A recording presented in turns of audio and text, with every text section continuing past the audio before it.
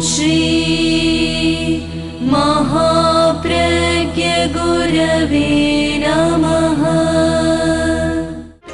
जिसके सांसों में रहता है शाश्वत शांति का स्पंदन, उस महाप्रज्ञ को वंदन, उस महाप्रज्ञ को वंदन। सत्य अहिंसा अनेकांत को अर्पित जिसका तन मन, उस महाप्रज्ञ को वंदन, उस महाप्रज्ञ को वंदन। जिसके सांसों में रहता है शाश्वत शांति का स्पंदन, उस महाप्रज्ञ को वंदन, उस महाप्रज्ञ को वंदन।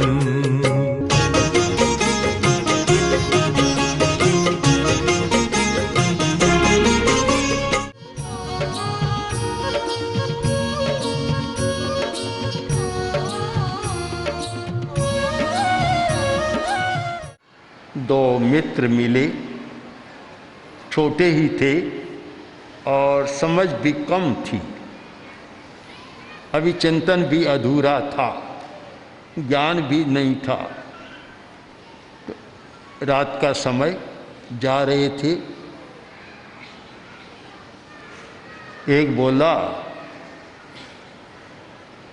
कि बहुत विचित्र है कि अभी सूरज दिखाई नहीं दे रहा है। दूसरा बोला तू कितना बेवकूफ़ है, बोला अंधेरे में सूरज कैसे दिखाई देगा? अंधेरे में सूरज दिखाई नहीं देता। सूरज कब दिखाई देता है?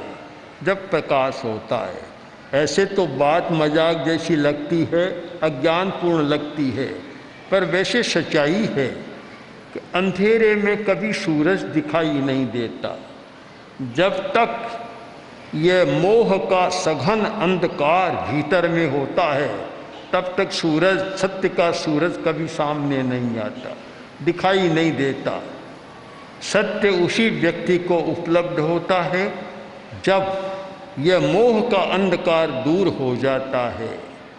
उस समय सत्य का सूर्य हमारे सामने आता है। मोह के कारण बहुत कुछ होता है।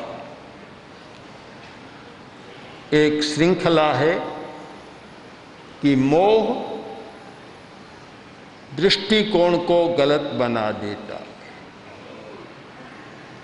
दूसरी बात, मोह आचरण को भी गलत बना देता है और फिर दुख पैदा होता है।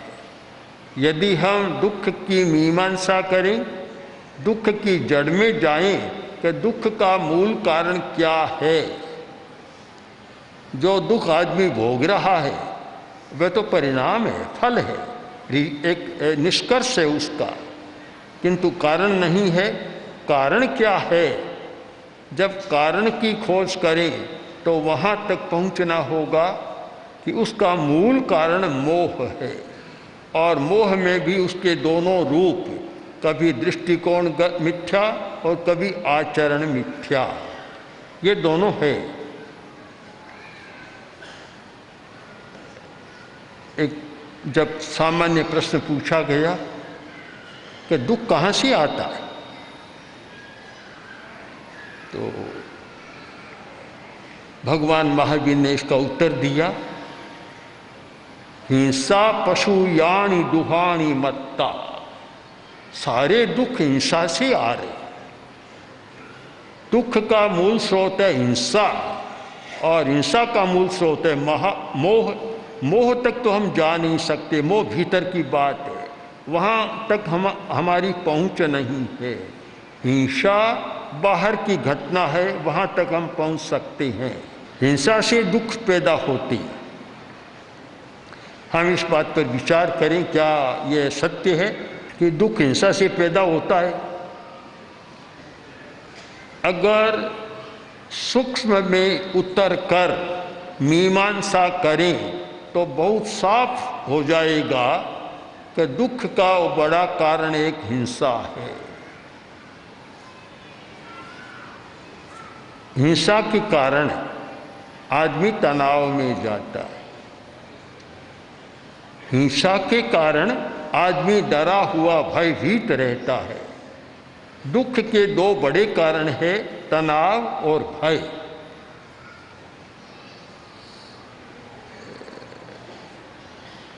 दुख के कई प्रकार बतलाए गए कि शारीरिक दुख, मानसिक दुख, आगंतुक दुख कई है। दूसरा वर्गीकरण मिलता है जन्म दुख, जरा दुख, रोग दुख और मरण दुख। अब हम स्थूल दृष्टि से मीमांसा करें, जन्म को छोड़ दो, वह एक अज्ञात घटना है। तीन रहे पीछे, बूढ़ापा, रोग और मरण। हिंसा के साथ इनका कितना संबंध है? बूढ़ापा, जिस व्यक्ति में हिंसा का भाव ज़्यादा रहता है, नकारात्मक भाव ज़्यादा रहता है, वह जल्दी बूढ़ापे का दुख भोगता है। अवस्था से बूढ़ापा आता है और वह भी हिंसा प्रकृति वाले में बूढ़ापा जल्दी आता है। और बूढ़ापे का जो अपना दुख होता है, अहिंसक व्यक्ति कभी बूढ़ापे का दुख नहीं भोगता और उसे दुख भोगना पड़ता है। ऐसे लोगों को भी देखा कि जो वृद्ध अवस्था में है, अत्यंत सुखी, 100 वर्ष का हो गया, 90 वर्ष का हो गया, तो भी उनका सुख, इतना सुख है। हम अनेक लोगों को जानते हैं। जैन विश्व भारती के परिपार्श्व में एक श्रावक है, पूनम चंद जी वैद, 100 पार कर गए, पर कभी हमने नहीं देखा दुखी है। जैन विश्व भारती में आते हैं, सामायिक करते हैं, घर में रहते हैं, सामायिक करते हैं, इसमें ही रहते हैं, कभी तनाव नहीं देखा। लोग पूछते भी हैं कि इतनी लंबी आयु का कारण, अनेक कारण हो सकते हैं। आयु का निर्धारक है हमारा कर्म, और विज्ञान की भाषा में आयु का निर्धारक है जीन। अब जेनेटिक विषय भी हो सकता है, कर्म का विषय भी हो सकता है कि आदमी इतना लंबा जीता है, पर वैज्ञानिक लोग खोज करते हैं ऊपर के कारणों की। तो ऊपर का एक बड़ा कारण है कि कभी तनाव नहीं देखा। जो व्यक्ति कभी तनाव में नहीं जाता, वह बूढ़ा होकर भी सुख से जीता है। ऐसी प्रकृति होती है कुछ लोगों की, जिसका चित्रण संस्कृत साहित्य में किया गया, क्षणे रुष्टे क्षणे तुष्टे। एक क्षण में तो राजी हो जाता है और एक क्षण में नाराज हो जाता है। रुष्ट तुष्टौ क्षणे क्षणे, जो इस प्रकार क्षण क्षण में राजी नाराज होता है, तो कवि कहता है ऐसे आदमी का प्रसाद, प्रसन्नता, कृपा भी खतरनाक है। खतरनाक तो ही, क्योंकि अनवस्थित चित्त है, जिसका चित्त स्थिर नहीं है। अनवस्थित चित्तानाम प्रसादो ही भयंकर है। चित्त अवस्थित नहीं है, एक क्षण में राजी हुआ तो हाथी पर चढ़ा देगा, दूसरे क्षण में नाराज हुआ तो पाताल का रास्ता खोल देगा। अब भला उनकी कृपा क्या काम आई?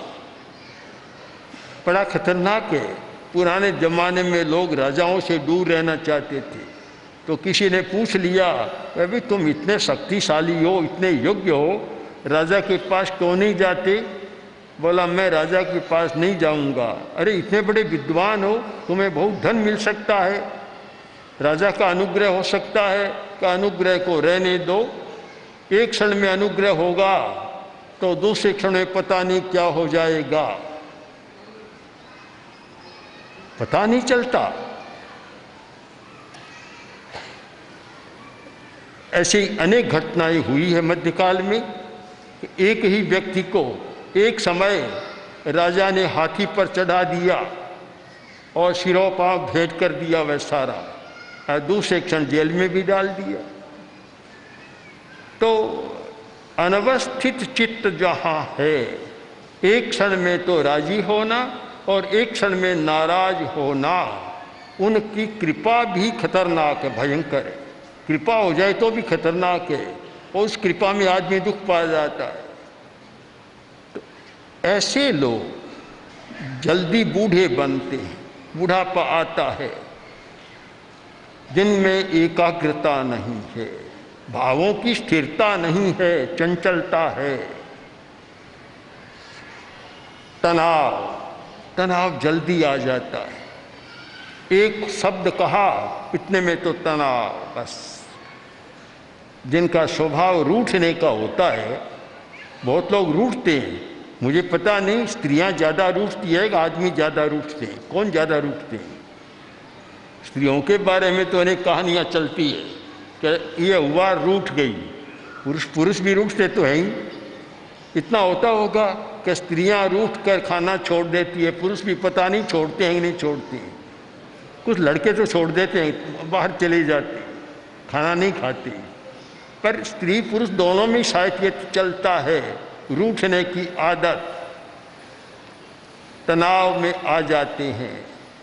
और आजकल तो इतना हो गया कि तनाव में आया, ये लड़के ज़्यादा करते हैं, तनाव में आया घर से भाग गया, फिर पता नहीं, अब 2, 4, 5, 6 महीना दुख पाता है, तब फोन करता है कि मैं यहाँ कुशल हूँ, मुझे लेने आ जाओ।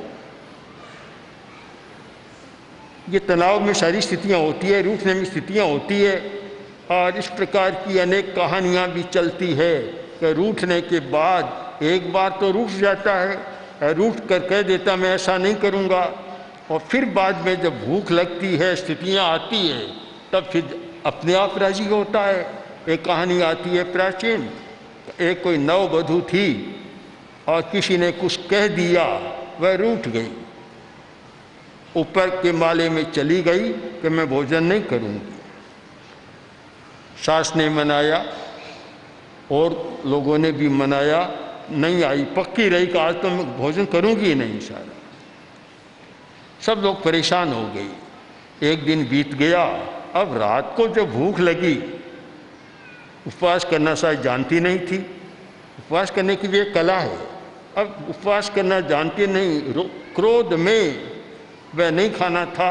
अब रात को भूख लगी तो सारे तारे गिन ली कि कब दिन उगे।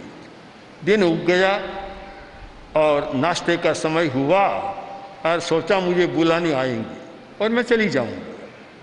क्रोध थोड़ा शांत हुआ, आवेश शांत हुआ, बैठी प्रतीक्षा कर रही है कि अब आई अब आई। अब घर वालों ने सोचा कि इतना रूठती है, इतना कष्ट देती है, देखो अब कब तक नहीं खाती है, अपने बुलाना ही नहीं आज तक। वे भी पक्के हो गए, नहीं बुलाना है। अब वह तो प्रतीक्षा कर रही है कोई बुलाने आए, और ये सोचते आए तो अपने आप आ जाएगी, हम नहीं बुलाएंगे। दोनों ओर से तनाव, सब नाश्ते में बैठ गए, ऊपर से देख रही है कि कोई आ नहीं रहा है, तब सोचा आएंगे तो नहीं। जब नीचे उतरी, किवाड़ के पीछे जाकर खड़ी हो गई, सब तो खा रहे हैं। आखिर खाते खाते सास के मन में थोड़ी करुणा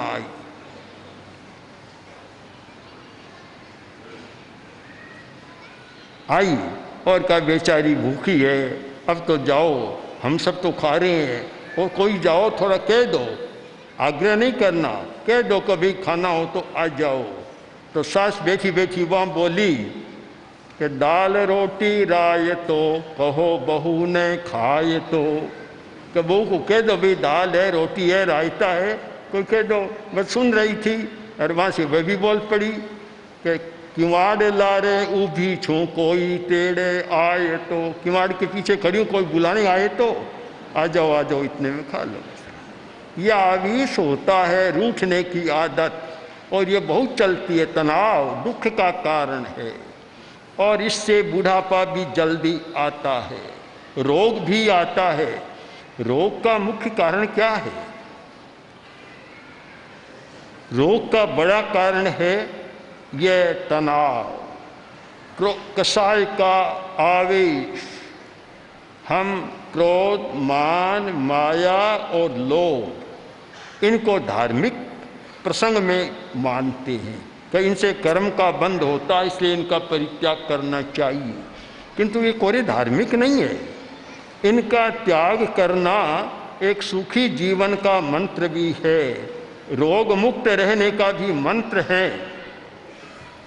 बहुत लोग बैठे हैं और आज के युवकों को विशेष ध्यान देना है कि छोटी छोटी अवस्था में युवकों के हृदय का रोग हो जाता है, हार्ट अटैक हो जाता है। उसका कारण कई कारण है, लोभ, भय और क्रोध, ये तीन बड़े कारण हैं। लोभ के कारण भी हृदय हमारा कमज़ोर होता है, भय के कारण भी हृदय कमज़ोर होता है और सबसे ज़्यादा क्रोध के आवेश में कमज़ोर होता है। बस बात बात में क्रोध करते रहते हैं, यह नहीं सोचते कि तुम क्रोध कर रहे हो और बेचारे हृदय पर क्या बीत रहा है, हृदय कितना दुख पा रहा है, कितना बीमार हो रहा है। हृदय की बीमारी का एक बहुत बड़ा कारण है क्रोध का आवेश। हमने भी ऐसी अनेक घटनाएं देखी है कि छोटी अवस्था के युवक और भयंकर गुस्से में आए, एक संवाद मिला कि हार्ट अटैक हो गया, 2 घंटा बाद संवाद मिला कि चल बसा। अनेक घटनाएं होती है। तो रोग का एक बहुत बड़ा कारण है आवेश, कसाय का आवेश। केवल हार्ट अटैक का नहीं, वर्तमान के वैज्ञानिकों ने बहुत खोजा है कि अल्सर हो गया, पेप्टिक अल्सर हो गया, और भी कुछ बीमारियां हो गई, हाई ब्लड प्रेशर का हो गया, आदि आदि क्यों होते। कारण खोजा गया कि ईर्ष्या की आदत होती है, जलन, ईर्ष्या, दूसरे की विशेषता को देखकर कुढ़ना, ईर्ष्या करना, और पेट में फोड़ा हो जाता है। अब निदान बेचारा डॉक्टर क्या करेगा कि बीमारी किससे पैदा हुई। बीमारी कोई न तो खाने से पैदा हुई, न कोई जर्म्स या वायरस के कारण पैदा हुई, पर बीमारी तो अपनी वृत्ति के कारण हुई है। अनेक बीमारियां ईर्ष्या के कारण होती है, अनेक बीमारियां आरोप के कारण होती है, दूसरे पर झूठा आरोप लगाया और स्वयं में एक बीमारी हो जाएगी। अनेक बीमारियां भय के कारण होती है, डरने के कारण होती है। तो ये बहुत बड़ा कारण है। रोग एक दुख है, पर दुख पैदा कौन कर रहा है? हिंसा। क्या ईर्ष्या हिंसा नहीं है? हमारे बहुत सारे धार्मिक लोग चींटी को मारने में हिंसा मानते हैं, हरियाली पर पैर लग जाए तो हिंसा मानते हैं, और मानने ही सही बात है, हिंसा है भी। किंतु ईर्ष्या करता है तब ये नहीं सोचता मैं हिंसा कर रहा हूँ, द्वेष करता है तब नहीं सोचता मैं हिंसा कर रहा हूँ, दूसरे की निंदा करता है, चुगली करता है तब नहीं सोचता मैं हिंसा कर रहा हूँ। ये सारे हिंसा के ही रूप हैं, हिंसा के नाना रूप, एक रूप नहीं, हिंसा के नाना रूप हैं। अगर कोई श्रावक जानता हो, प्रतिक्रमण करने वाले तो जानते ही हैं, 18 पाप हिंसा के 18 रूप तो है, और भी सैकड़ों प्रकार है। अगर प्रश्न व्याकरण सूत्र का कोई अध्ययन करे तो पूरी बात समझ में आएगी कि हिंसा के कितने रूप हैं, पर कम से कम 18 पाप को ध्यान दें। आज मनोविज्ञान जिसको कहता है नकारात्मक भाव, नेगेटिव एटीट्यूड या नेगेटिव थिंकिंग, ये मनोविज्ञान की भाषा है। तो हमारे धर्म की भाषा क्या है? 18 पाप नकारात्मक है, 18 पाप, दोनों में तात्पर्य बहुत मिल जाएगा। अब उसमें देखो, क्रोध, 18 का नाम लो, प्राणातिपात, मृषावाद, अदत्ता दान, मैथुन, परिग्रह, क्रोध, मान, माया, लोभ, राग, द्वेष, कलह, अभ्याख्यान, पै शून्य, पर परिवाद, रति अरति, माया मृषा और मिथ्या दर्शन शल्य, ये 18 पाप है। अगर ठीक समझो तो ये 18 पाप बीमारी पैदा करने वाले हैं। एक बार मैंने कहा था कि जो व्यक्ति सामायिक करना जानता है वह बड़ी बीमारियों से बच सकता है। इसका अर्थ समझने का प्रयत्न करें कि सामायिक करने वाला बड़ी बीमारियों से बच सकता है। ये छोटी बीमारियां जो मौसम की बीमारियां आदि आदि आ सकती है, बड़ी बीमारियों से बच सकता है। इसका मतलब सामायिक करने वाला क्या करता है? सामायिक करने वाला 18 पाप का त्याग करता। करेमि भन्ते सामायियम सावज्यम योगं पच्चखामि, मैं सावध योग का प्रत्याख्यान करता हूँ। सावध योग का मतलब शाब्दिक अर्थ तो है पाप युक्त प्रवृत्ति, और उसका तात्पर्य है 18 पाप की प्रवृत्ति। जो 18 पाप की प्रवृत्ति है उसका नाम है सावध्य योग की प्रवृत्ति, सावध्य योग। अब भला जो एक मुहूर्त तक 48-50 मिनट तक ये साधना करता है कि मुझे सावध्य योग का त्याग है, मुझे कलह करने का त्याग है, मुझे क्रोध करने का त्याग है, मुझे अभ्याख्यान दूसरे पर दोषारोपण करने का त्याग है, पर परिवाद मुझे दूसरे की निंदा करने का त्याग है, पैशून्य मुझे दूसरे की चुगली करने का त्याग है। अब जो व्यक्ति रोज इन 18 पापों से बचना का चाहता है, इनका त्याग करता है, इन नकारात्मक निषेधात्मक भावों का त्याग करता है, सामायिक स्वस्थ अपने आप स्वास्थ्य का हेतु बन गई। मैं मानता हूँ सामायिक की साधना बीमारी मिटाने की साधना और बीमारी न होने की साधना है। चिकित्सा के क्षेत्र में दोनों चलते हैं, आयुर्वेद में भी दोनों है कि बीमारी न हो और हो तो उसकी चिकित्सा करें। या आयुर्वेद में, एलोपैथी मेडिकल साइंस में भी ये दोनों शब्द है, प्रिवेंशन एंड क्योर। प्रिवेंशन बीमारी न हो, सुरक्षात्मक उपाय, और क्योर बीमारी हो जाए तो उसकी चिकित्सा करना। मानता हूँ सामायिक को अगर आप समझने का प्रयत्न करें तो सामायिक प्रिवेंशन भी है, बीमारियों से बचाव करती है, और सामायिक क्योर चिकित्सा भी करती है। इसलिए हम यह समझने का प्रयत्न करें कि रोग दुख है, पर रोग का कारण क्या है? हिंसा। रोग का बहुत बड़ा कारण है हिंसा। अगर हम हिंसा से बच सके, और हिंसा के 18 रूप हमारे सामने हैं, इनसे बच सके तो काफ़ी बड़ी बीमारियों से हमारा बचाव हो सकता है। ओम श्री महाप्रज्ञ गुरवे नमः। ओम श्री महाप्रज्ञ गुरवे नमः।